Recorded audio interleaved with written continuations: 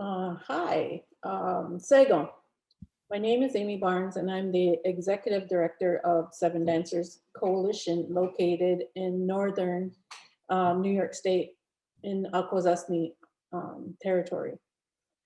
Seven Dancers is a nonprofit organization dedicated to ending violence against Native American women. Uh, our service area is all Native American women and their families in New York State. There are 18 coalitions located throughout the United States that are like this one. The closest one to us is in Maine. East of the Mississippi, there are just the two of us so far. And I believe there started one in Kansas recently. We specialize in topics such as domestic violence, sexual assault, teen dating violence, stalking, and sex trafficking. As far as missing and murdered women, there hasn't been a lot of funding directed toward that topic yet. But because the dynamics are similar in that it's usually surrounding domestic violence or sexual assault related, that allows us to provide awareness and resources, and our coalition sisterhood is very awesome at getting the government to look at topics. They bring it up, they constantly bring it up. They're the ones at the forefront marching to Washington to bring these topics to the people in Washington. Just to give some statistics that I found this morning. In 2018, the National Crime Information Center published a number, 5,712. The number of known missing and murdered Native American women up until 2016. That's in the United States. The sad fact is that this number is growing. It's growing every day. It is through agencies and public organizing that there are numbers now. The sad fact is that before this, it was like no one cared or could see what was happening. There is now there's a murdered and disappeared Facebook page where Native Americans across the country can list their loved ones when they go missing. This is one that our coalitions have been really focusing on to put the information into one place. It's not a database, it's just a Facebook page, but it has so much information and it has statistics on there. You can go on there and take a look around and read some of the articles. That's what we use for our statistics. There's also help from the NAMUS database, and their website provides technology, forensic services, and investigative support to resolve missing loved ones. Today, it has listed 208 Native American women on their site as missing. The newest person listed was 17-year-old Jella, I'm gonna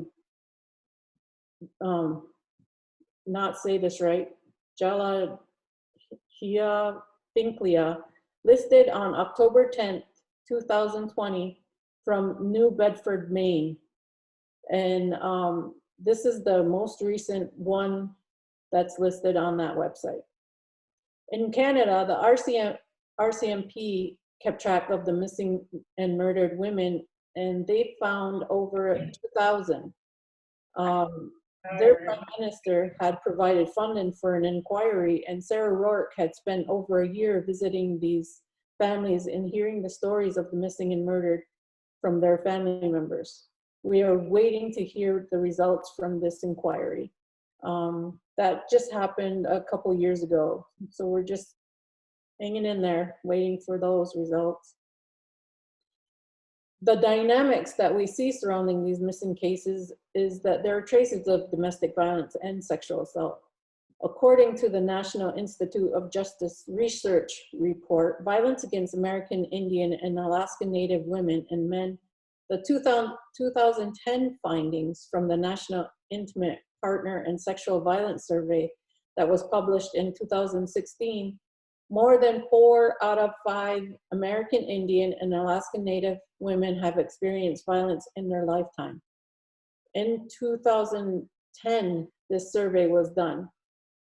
That was 4 out of 5 American Indian and Alaska Native women. With it growing,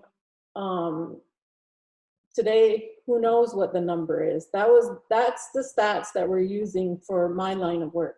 And that was in 2010. Can you imagine 10 years from now with the technology that's available now? Who knows what it is? Some of our reservations in New York State won't accept federal or state funding in fear of jeopardizing their sovereignty. This makes it harder for our women to seek resources and allows for perpetrators no accountability. This makes it easier for the perpetrator to get away with these devastating acts of violence. It's a very sad topic, and in Akwesasne, we have a handful of murders that have never been solved. We, today, because of technology, if someone goes missing, they're usually found, but there are still, it's still sad for the families. Recently, they put up a sign about a missing, murdered woman because there was no results found or whoever murdered her or anything. And my husband, who was a law enforcement police officer, he said that there, you know, after so many years, the case goes cold. And he did talk about some of the cases, but they were so old that people, you know, witnesses pass away, and the evidence is no longer valid and stuff like that. So it's a very sad topic, and I just wanted to thank you for allowing me to speak on this part of it.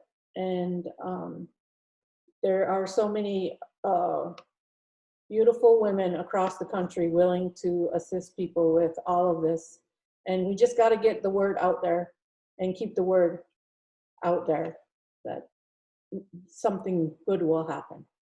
Thank you.